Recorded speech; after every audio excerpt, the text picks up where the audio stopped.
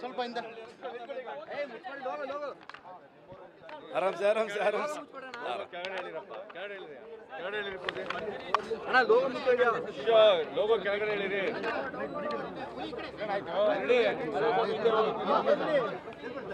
ತಾಯಿ ಚಾಮುಂಡೇಶ್ವರಿ ದರ್ಶನವನ್ನು ಪಡೆದಿದ್ದೀರಾ, ಪೂಜೆಯನ್ನು ತುಂಬ ಖುಷಿಯಾಗಿದೆ. ನಾಡಿನ ಜನತೆ ಮತ್ತು ದೇಶದಾದ್ಯಂತ ತುಂಬ ಅದ್ಭುತವಾದಂಥ ಒಂದು ಯಶಸ್ಸನ್ನು ಕೊಟ್ಟಿದ್ದಾರೆ. ಯಾವತ್ತೂ ಹೇಳಿದ್ದು ಈ ಸಿನಿಮಾದ ಯಶಸ್ಸು ಮೊದಲು ಸಲ್ಲಬೇಕಾಗಿರೋದು ಕನ್ನಡಿಗರಿಗೆ ಅಂತ.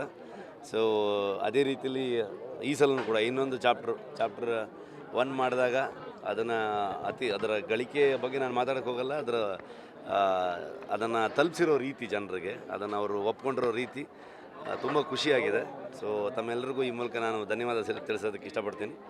ಅದ್ರ ಜೊತೆಗೆ ಸಿನಿಮಾದಲ್ಲೂ ಕೂಡ ಸುಮಾರಷ್ಟು ವಿಚಾರಗಳು ನೀವು ನೋಡಿರ್ತೀರ. ತಾಯಿ ಚಾಮುಂಡೇಶ್ವರಿ ಆಶೀರ್ವಾದ ಪಡ್ಕೊಂಡು ಹೋಗೋಣ ಅಂತ ಅಂದ್ಕೊಂಡು ಬಂದಿದ್ದೀನಿ. ತುಂಬ ಒಳ್ಳೆಯ ದರ್ಶನ ಸಿಕ್ಕಿದೆ. ಸೊ ತಾಯಿ ಆಶೀರ್ವಾದ ತೊಗೊಂಡು ಹೊರಡ್ತಾ ಇದ್ದೀನಿ ಇಲ್ಲಿಂದ. Thank you so much. ಸಿನಿಮಾದಲ್ಲಿ ದೈವವನ್ನು ತೋರಿಸುವಾಗ ದೈವದ ಅನುಮತಿ, ದೈವಕ್ಕೆ ಕೃತಜ್ಞತೆ ಸಲ್ಲಿಸುವಂಥ ಕೆಲಸವನ್ನು ರಿಷಬ್ ಶೆಟ್ಟಿ ಅವರು ಮಾಡಿದ್ರು.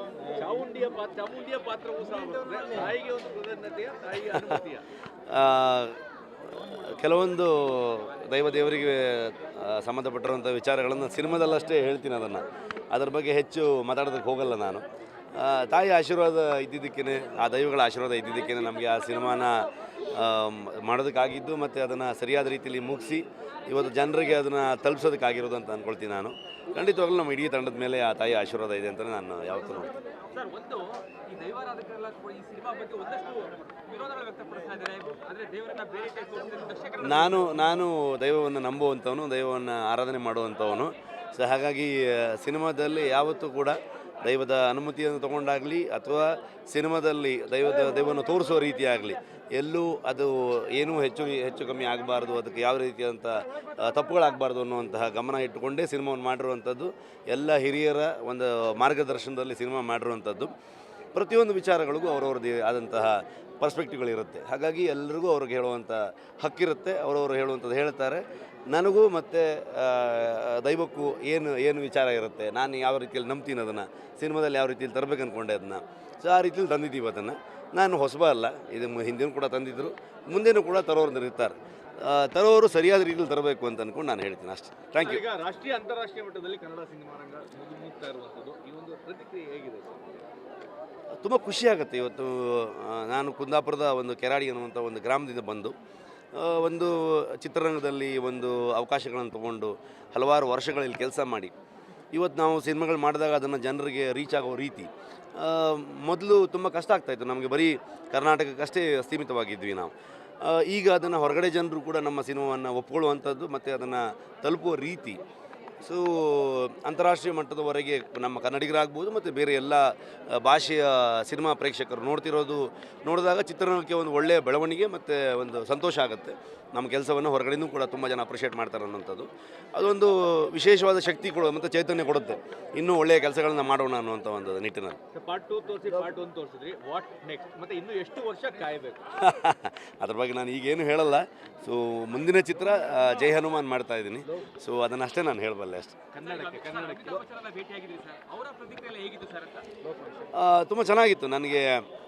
ನಮಗೆ ಹೇಗೆ ಇಲ್ಲಿ ಅವ್ರ ಹತ್ರನೂ ಕೂಡ ಅದನ್ನೇ ಹೇಳಿದೆ ನಾನು. ನಮಗೆ ಹೇಗೆ ಇಲ್ಲಿ ಅಣ್ಣವರು ನಾವು ಅಷ್ಟು ಅವ್ರನ್ನ ಪ್ರೀತಿಯಿಂದ ನೋಡ್ತೀವಿ, ಅಭಿಮಾನದಿಂದ ನೋಡ್ತೀವಿ. ಸೊ ಹಿಂದಿ ಚಿತ್ರರಂಗ ಅಂದ ತಕ್ಷಣ ಅಲ್ಲಿ ಅಮಿತಾಬ್ ಬಚ್ಚನ್ ಅವ್ರನ್ನೂ ಕೂಡ ಅದೇ ರೀತಿಯಲ್ಲಿ ನೋಡುವಂಥದ್ದು. ಮತ್ತು ನಮಗೆ ಏನಂತಂದರೆ ಅಣ್ಣವರು ಮತ್ತು ಅವರು ತುಂಬ ಒಳ್ಳೆಯ ಸ್ನೇಹಿತರಾಗಿದ್ದರು. ಸೊ ಹಾಗಾಗಿ ಅದರ ಅನುಭವನೂ ಕೂಡ ಅವರು ಹಂಚ್ಕೊಂಡಿದ್ರು. ಅಣ್ಣವರು ವಿಶೇಷ ಅವರ ಒಂದು ವ್ಯಕ್ತಿತ್ವದ ಬಗ್ಗೆ ಕೂಡ ತುಂಬ ಹೆಮ್ಮೆಯಿಂದ ಅವರು ಹಂಚ್ಕೊಂಡಿರುವಂಥದ್ದು. ತುಂಬ ಸಂತೋಷ ಆಗುತ್ತೆ. ಅವ್ರನ್ನೆಲ್ಲ ದೊಡ್ಡ ಲೆಜೆಂಡ್ಗಳನ್ನು ಭೇಟಿಯಾಗುವಂಥ ಅವಕಾಶ ಸಿಕ್ಕಿದ್ದು ಈ ಸಿನಿಮಾ ಮುಖಾಂತರ. ಹಾಗಾಗಿ ಕಾಂತಾರಕ್ಕೂ ನಾನು ಯಾವತ್ತೂ ಋಣಿಯಾಗಿದ್ದೆ. ಸರ್, ಕೊನೆಯದಾಗಿ ಸ್ಪರ್ಧೆ ಅನ್ನೋದು ಎಲ್ಲ ಕಡೆನೂ ಇರಬೇಕು, ಆದರೆ ಇತ್ತೀಚೆಗೆ ಫ್ಯಾನ್ಸ್ ವಾರ್ಗಳು ಜಾಸ್ತಿ ಆಗ್ತಾ ಇದೆ ಅಂತ ಅನ್ಸಲ್ಲ. ಮತ್ತೆ ಒಂದು ಸಲಹೆ ಏನಾದ್ರು ಕೊಡ್ಬೋದು? ಸಲಹೆ ಕೊಡುವಷ್ಟು ದೊಡ್ಡ ವ್ಯಕ್ತಿ ನಾನಲ್ಲ. ಎಲ್ಲ ಪ್ರೇಕ್ಷಕ ವರ್ಗದವರು ಕಾಂತಾರವನ್ನು ನೋಡಿದ್ದಾರೆ, ನನ್ನ ಸಿನಿಮಾಗಳನ್ನು ಸಪೋರ್ಟ್ ಮಾಡಿದ್ದಾರೆ. ನಾನು ಎಲ್ಲ ಕಲಾವಿದರ ಅಭಿಮಾನಿಯಾಗಿ ಬಂದವನು. ಸೊ ನಮ್ಮ ಎಷ್ಟೋ ಸೀನಿಯರ್ಸ್ಗಳಿರ್ತಾರೆ, ಅವರನ್ನು ನೋಡಿಕೊಂಡು ನಮಗೂ ಒಂದು ಅವಕಾಶ ಸಿಗುತ್ತೆ ಅನ್ನುವಂಥ ಪ್ರಯತ್ನದಲ್ಲಿ ಬಂದಿರೋದು. ಇವತ್ತಿಗೂ ನಾನು ಅವರೆಲ್ಲ ನಟರನ್ನು ನಾನು ಅಭಿಮಾನಿಯಾಗಿ ನೋಡ್ತೀನಿ ಅವ್ರನ್ನ. ಸೊ ಹಾಗಾಗಿ ಎಲ್ಲರೂ ಕನ್ನಡ ಚಿತ್ರರಂಗವನ್ನು ಬೆಳೆಯುವ ನಿಟ್ಟಲ್ಲಿ ಎಲ್ಲ ಪ್ರೇಕ್ಷಕರ ವರ್ಗದವರು ಸಿನಿಮಾ ನೋಡಲಿ ಅಂತ ನಾನು ಕೇಳ್ಕೊಳ್ತೀನಿ ಅಷ್ಟೇ. ದೈವದ ಬಗ್ಗೆ ಕೆಲವೊಬ್ರು ಆ ಸಿನಿಮಾ ಥಿಯೇಟರ್ಗಳಲ್ಲಿ ಆಕ್ಷನ್ ಮಾಡುವಂಥದ್ದು, ಕಿಚ್ಚಾಡುವಂಥದ್ದು, ಆ ರೀತಿ ಮಾಡ್ತಾ ಇದ್ದಾರೆ ಅಂಥವ್ರಿಗೆ ಅದ್ರ ಬಗ್ಗೆ ತುಂಬ ಹಿಂದೆನೂ ಕೂಡ ನಾವು ಕೇಳ್ಕೊಂಡಿದ್ದೀವಿ, ಈಗಲೂ ಕೂಡ ಕೇಳ್ಕೊಳ್ತೀನಿ, ಮುಂದೇನೂ ಕೇಳ್ಕೊಳ್ತೀನಿ. ನಾನು ಸಿನಿಮಾದಲ್ಲಿ ಒಂದು ಎಂಟರ್ಟೈನ್ಮೆಂಟ್ ಅನ್ನೋಂಥ ವಿಚಾರಗಳು ಒಂದಷ್ಟು ಇದ್ದೇ ಇರುತ್ತೆ. ಸಿನಿಮಾ ಜನರನ್ನು ರಂಜಿಸಬೇಕು ಅನ್ನೋವಂಥದ್ದು. ಸೇಮ್ ಟೈಮ್ ದೈವದ ವಿಚಾರ ಆಗ್ಬೋದು ಅಥವಾ ದೇವ್ರದ್ದು ಒಂದು ವಿಚಾರಗಳನ್ನು ನಾವು ಸಿನಿಮಾ ಮಾಡಿದಾಗ ಅದು ಯಾವತ್ತೂ ಬರೀ ಸಿನಿಮಾ ಆಗಿರಲ್ಲ, ಅದನ್ನ ಶ್ರದ್ಧೆ ಭಕ್ತಿಯಿಂದನೇ ಮಾಡಿರ್ತೀವಿ. ಅದನ್ನು ಹೊರಗಡೆ ಬಂದಾಗ ಸಿನಿಮಾ ಪಾಪ್ಯುಲಾರಿಟಿ ನೋಡಿಕೊಂಡು ಕೆಲವೊಂದಷ್ಟು ಜನರು ಅದನ್ನು ಥಿಯೇಟ್ರಲ್ಲಿ ಆಗ್ಬೋದು ಹೊರಗಡೆ ಜಾಗದಲ್ಲಿ ಮಾಡಿದಾಗ ನಾನು ಕೂಡ ಅದರ ಒಂದು ಆರಾಧಕನಾಗಿ ನಂಬುವಂಥವನಾಗಿ ನಮಗೆ ಬೇಜಾರಾಗುತ್ತೆ. ಸಿನಿಮಾ ಮಾಡಬೇಕಾದ್ರೆ ಕಂಪ್ಲೀಟಾಗಿ ನಾವು ಅದಕ್ಕೆ ಶಿಸ್ತುಬದ್ಧವಾಗಿ ನಡ್ಕೊಂಡು ಹಿರಿಯರ ಮಾರ್ಗದರ್ಶನ ತೊಗೊಂಡು ಸಿನಿಮಾ ಮಾಡಿರ್ತೀವಿ. ಹಾಗಾಗಿ ನಾನು ಪ್ರತಿ ಅವಕಾಶವನ್ನು ಉಪಯೋಗಿಸ್ಕೊಂಡು ಕೇಳ್ತೀನಿ. ನಾನು ದಯವಿಟ್ಟು ಆ ಥರದಲ್ಲಿ ಮಾಡಬೇಡಿ. ನಮ್ಮುವಂಥ ಎಲ್ಲ ಭಕ್ತರಿಗೆ ಅದನ್ನು ನಂಬುವಂಥ ಎಲ್ಲ ಆರಾಧನೆ ಮಾಡುವಂಥವ್ರಿಗೆ ಬೇಸರವನ್ನು ಉಂಟು ಮಾಡುತ್ತೆ. ಸೊ ಆ ಥರ ಮಾಡಬೇಡಿ ಅಂತ ಕೇಳ್ಕೊಳ್ತೀನಿ. ಹಾಕಿದ್ದು ಡಿಸ್ಕ್ಲೈಮರ್ ಹಾಕಿದ್ದು. ಒಬ್ಬಳೆ ಫಿಲಮ್ಸ್ ಅವರು 500 ಕೋಟಿ ಕಲೆಕ್ಷನ್ ಆಗಿದೆ, ಅದಕ್ಕೆ ಘೋಷಣೆ ಮಾಡಿದ್ದಾರೆ ಸರ್. ಈಗ ಎಷ್ಟಾಗಿದೆ ಸರ್ ಅಂತ ನಾನು ಪ್ರೊಡ್ಯೂಸರ್ ಹತ್ರ ಕೇಳೋ ಪ್ರಶ್ನೆ ನನಗೆ ಕೇಳ್ಬಿಟ್ರೆ ಹೇಗೆ ಅದು? ಇಷ್ಟು ಜನರು ಸಿನಿಮಾ ನೋಡಿದ್ದಾರೆ, ನಾನು ಅದಕ್ಕೆ ಭಾಳ ಖುಷಿಯಾಗಿದೆ. ನಮ್ಮ ಇಡೀ ತಂಡದ ಎಫರ್ಟನ್ನು ಮೆಚ್ಚಿದ್ದಾರೆ ಜನ. ಸೊ ಹಾಗಾಗಿ ಅದಕ್ಕೆ ನಾನು ಯಾವತ್ತೂ ಋಣಿಯಾಗಿದ್ದೀನಿ. ಈ ಲೆಕ್ಕಾಚಾರದ ವಿಚಾರದಲ್ಲಿ ನಾನಿಲ್ಲ. ಅದಕ್ಕೆ ನಾನು ಹೊಂಬಾಳೆಗೆ ಥ್ಯಾಂಕ್ಸ್ ಹೇಳೋಕ್ಕೆ ಇಷ್ಟಪಡ್ತೀನಿ. ವಿಜಯ್ ಕಿರ್ಗಂದೂರ್ ಅವರಂಥ ಒಂದು ಅದ್ಭುತ ನಿರ್ಮಾಪಕರು ಈ ಸಿನಿಮಾಗೆ ನಮಗೆ ಬೆನ್ನೆಲುಬಾಗಿ ನಿಂತಿರುವಂಥದ್ದು. ಕಾಂತಾರದ 2 ಭಾಗಕ್ಕೆ ಇವತ್ತು ದೇಶದ ಹೆಮ್ಮೆಯ ಒಂದು ನಿರ್ಮಾಣ ಸಂಸ್ಥೆ.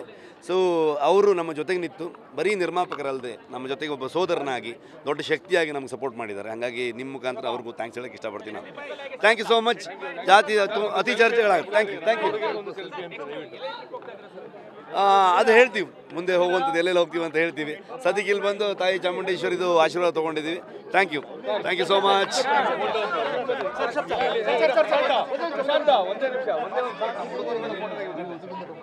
ಇಂಟ್ರೆಸ್ಟಿಂಗ್ ಮತ್ತು ಇನ್ಫಾರ್ಮೇಟಿವ್ ವಿಡಿಯೋಗಳನ್ನು ಮಿಸ್ ಮಾಡ್ಕೋಬೇಡಿ. ಈಗಲೇ ಸಬ್ಸ್ಕ್ರೈಬ್ ಮಾಡಿ.